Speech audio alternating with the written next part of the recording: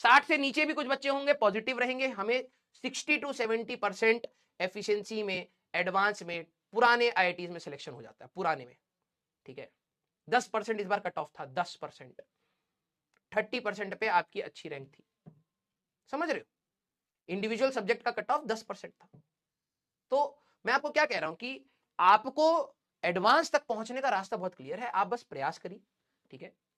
10 marks अगर आप देखें फिजिक्स के दोनों पेपर में मिला के तो ला ही सकते थे। 2 सवाल 3 सवाल अगर आपने सही कर दिए 3 पेपर वो इतने थे, एटलीस्ट नाम आ जाता कि भाई आईआईटी क्वालिफाइड है, ठीक है। कॉलेज नहीं मिला लेकिन आ जाता। तो कहने मतलब वो रास्ता कोई बहुत बड़ी चीज नहीं है, ठीक है। तीनों सब्जेक्ट में 12 मार्क्स अगर आप ले आए, 3 सवाल भी अगर आपने दोनों पेपर में मिला के सही करे होते तो नाम आ जाता यार। और अगर आप 30% लाए होते तो आपको सिलेक्शन हो जाता। 40% पे आपको कॉलेजेस मिलने स्टार्ट हो जाएंगे, 50-60% पे अच्छा कॉलेज मिल जाएगा। तो लो स्कोरिंग मार्क है एडवांस का पेपर। हमें जो चीज करनी है वो सटीक तरीके से सही करनी है, ये है वो। और जेई मेंस में आप कोई चीज छोड़ नहीं सकते, आपको वहां पे मैक्सिमम स्कोर करना है, मैक्सिमम एक्यूरेसी रखनी है, स्पीड मेंटेन रखनी। और फिजिक्स का पेपर जेई मेंस का टफ नहीं है। जो बच्चे सिर्फ जेई मेंस की तैयारी कर रहे हैं, ठीक है, तो आप क्या करें कि लेवल अप के सवाल से पहले पहले जितना है वो बहुत अच्छे से करें, और लेवल अप के सवाल कोशिश करें। क्योंकि जेई मेंस में भी कुछ सवाल टफ आ जाते हैं, 1-2 सवाल टफ आ जाते हैं, तो आपको उनको करने की थोड़ी सी क्षमता बनेगी। और लेवल अप के सवाल और एडवांस के सवाल किस लिए है कि पूरे साल भर अगर आप इस थॉट प्रोसेस को इनिशिएट करेंगे तो फरवरी, मार्च, अप्रैल और मई, ये 4 महीने आपको ये बेसिक चीजों से लड़ना नहीं पड़ेगा। आप एटलीस्ट एक स्टैंडर्ड सेट करके एक लेवल और ऊपर उठने की कोशिश कर पाएंगे। ये तरीका है। क्लियर? यस। तो इंडिविजुअल सब्जेक्ट्स की कट ऑफ भी क्लियर करनी है और टोटल भी क्लियर करनी है। यस। अब इस चीज में क्या है ना यार, देखो कभी आपको कुछ चीजें अच्छी लगेंगी, कुछ नहीं लगेंगी।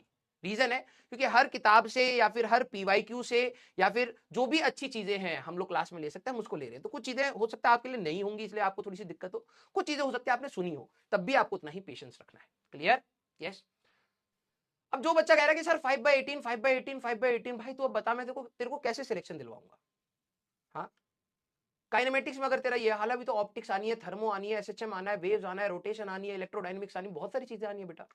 तो 5/18 पर स्पैम करे पड़ा है, बता दिया, लेकिन फिर भी मैं बता रहा हूं उससे उससे तेरा प्रॉब्लम सॉल्व नहीं होगा। तू आज 5/18 पूछ लेगा, कल तू बोलेगा sir energy equal to H nu में एच क्या होता है। इस लेवल के सवाल आप अगर आपको आ रहे हैं तो आप घर पे बेटा और अपने आप को पढ़ाई में ठुसाओ, पता है, क्योंकि ये डाउट्स आपको खा जाएंगे। ये डाउट्स आने नहीं चाहिए। क्लास में टीचर्स आपको ये सारी चीजें बताते हुए चलता है, आपका कंसंट्रेशन अच्छा होना चाहिए। आप बीच क्लास में अचानक से नहीं घुस सकते, और बीच बीच सिलेबस में अचानक से घुस के आप तैयारी नहीं कर सकते। क्लियर? यस।